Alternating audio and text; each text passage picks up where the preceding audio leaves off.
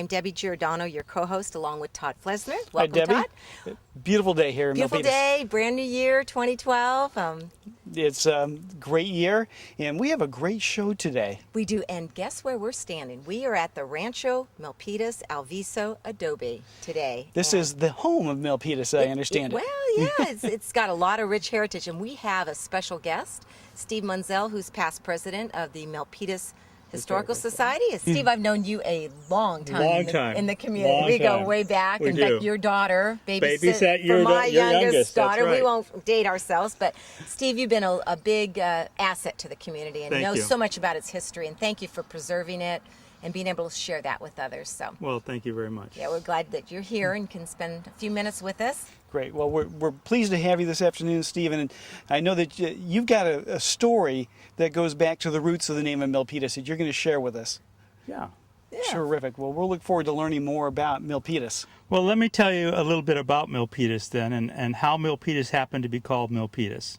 The name Milpitas comes from milpa, which is a Nahuatl word meaning a vegetable garden.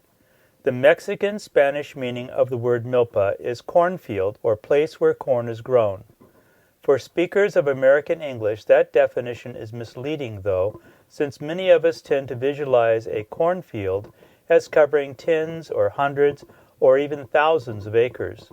Today, in Central America, Indian milpas are rarely over 1 or 2 acres in size, and in them are grown avocados, beans, squash, mangoes, and other vegetables and fruits in addition to corn.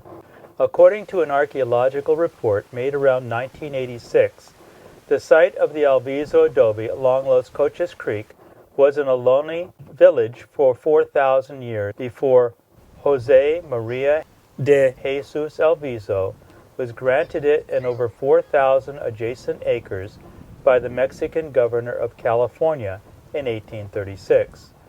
The Ohlone who had lived in this area were primarily hunter-gatherers who lived off the ample seafood from San Francisco Bay by hunting deer, elk, geese, ducks, and other abundant game. They also collected edible plants as well as acorns, which they leached in the local streams to remove the toxic tannic acid.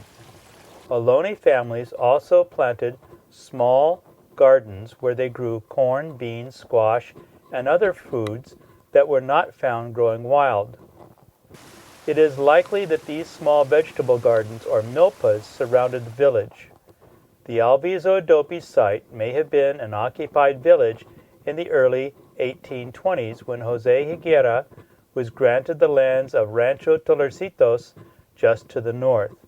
Perhaps the last of the natives had abandoned the village, or perhaps Alviso received his land grant with the village included. We do not know, but it is very likely that the adobe bricks used to build Alviso's home were made by local Ohlone, probably very near to the site of the present house, by using clay and water from nearby Los Coches Creek. When Alviso received his rancho and built the ranch headquarters on the site of the old village, he found the rich soil of the Ohlone gardens, called milpas, all around. But these were small in size.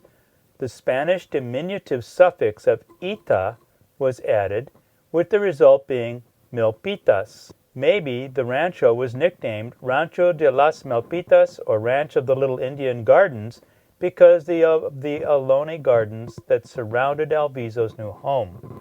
In 1856, the first U.S. post office was established in Fred Creighton's store near what is now the intersection of Main and Sarah Streets. J.R. Weller was the assistant postmaster, and he is credited with choosing the name Milpitas for the township served by that post office. Milpitas is the only city in Santa Clara County with a hybrid Spanish Native American name. Well, Steve, thanks so much for coming out today to share with us the history, the background of this location here in Milpitas, giving us a sense of where we came from. It's really an amazing story, and appreciate your expertise in that and your willingness to share that with You're the welcome. community. Welcome. It's a pleasure. We have a rich history here in Milpitas, and we look forward to preserving it. We have a website on Milpitas history. It's www.milpitas history, all run together. And you can tune in there and find out all kinds of information about the history of our wonderful city here.